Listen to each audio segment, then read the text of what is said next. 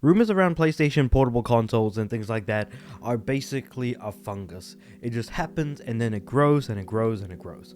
So as of right now, we're multiple layers deep, starting off with the fact that apparently Sony may or may not actually be working on a portable console. That is the first set of rumors. The second set of rumors are that it's going to be as powerful as a base PS5 and that it's going to allow people to play potentially PS4 and PS5 games. Now the next layer is what we're going to be talking about today, which is going to be a Switch style PlayStation 6 console,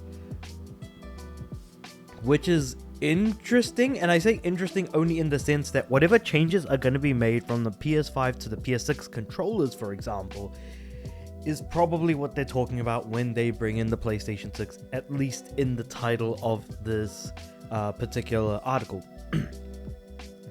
So, in short, according to Moore's Law is Dead, which is a YouTuber a YouTube channel that has been talking about hardware information in the past, especially in relation to PlayStations and Xboxes. Moore's Law is Dead shares specific technical specs for the PS6 handheld, and I say that in a way with like massive bleeding sarcasm, not sarcasm quotes, massive bleeding quotes. Apparently it's going to release alongside the traditional more powerful PS6 home console, which is going to be according to stuff basically from AMD, because we do know that AMD is in fact working on both consoles from what I'm aware. I'm pretty sure AMD is also working on the next Xbox as well in terms of its chipset. And so Moore's Law says it's seen multiple documents that directly call out the planned PlayStation 6 portable. They can be docked like a Switch and is capable of playing entire games natively at power exceeding that of a base PS5 when docked. And I like that. I really like that. It's gonna be able to play games locally, so it's none of that PlayStation portable crap we've been getting, which is at least nice to know. It's going to be more in line with a PSP or a PS Vita. That's the first great thing. And then the second great thing is that it's going to be dockable, so you can play it on a TV if you wanted to. You could play it portably if you wanted to. And the fact that it's going to be basically around that, where you would expect to see the power of a PS5. But the problem with that much power largely falls around the basically what the price of the product is going to be. And it's going to be a huge talking point, I'm pretty sure, about this particular device, when and if those rumors happen to be true, how it's going to be talked about, how it's going to be looked at, like what the details around it are ultimately going to be. We don't really know the specifics, but what I can say with absolute certainty is the fact that the price is definitely going to be a point of contention.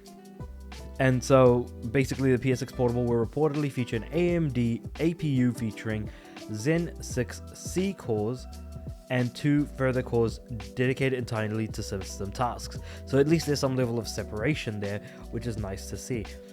PS6 is going to feature 16 RDNA 5 CUs, GPU clocked at 1.2 GHz and handheld, and 1.6 GHz docked.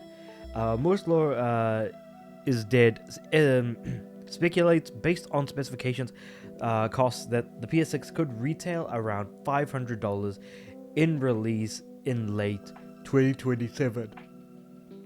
And to some people at the moment, that might seem like a high price, but the problem is that with the price of PC handhelds at the moment, how high those things are going up, and the fact that as long as the PS5 has been on the market, the price of that device, of the PS5 device, both in the US and in other countries, has since increased quite a bit. It doesn't surprise me to see this type of price. I wish it didn't go up as cost as much as it does. But unfortunately, we kind of are where we are at the moment, and we can only speak to it so much. Because the thing is that the last time we got a handheld was the PS Vita from PlayStation, and it was a really nice gaming device. I still have it. I have many new games that I've gotten for my PS Vita. Well, the games themselves aren't necessarily new, but I've only just recently gotten a hand of quite a few JRPGs, visual novels, and stuff like that for the Vita. So I definitely will be sitting down to play those games, absolutely. But at the end of the day, it still kind of sucks that like the PSP was a great device. It was an excellent device. I absolutely loved the PSP. I loved the PS Vita as well. I think that that is also an exceptional device that just went a little bit too far with its gimmicks. I think that the touchscreen was perfectly fine as an additional gimmick. They didn't need to go any further than that. The addition of 3G was a bit much to add internet, sure. The backpad, sure. And then you've got, yeah, the back touchpad thing, whatever you want to call it. It having 2 sticks was nice at least. But, of course, we wouldn't have gotten games like Moira Chronicles, Gekai Toki, Monster Mon Piece and stuff like that. We are vigorously rubbing the front and the back of the console, but I digress. So, yeah. I just kind of wonder where ultimately all of this is going to land, what the actual device is going to look like, how the actual thing is going to play, and everything else in between. And I would be interested to hear what you guys have to say about this in the comments below.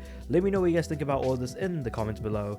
Do you think the PlayStation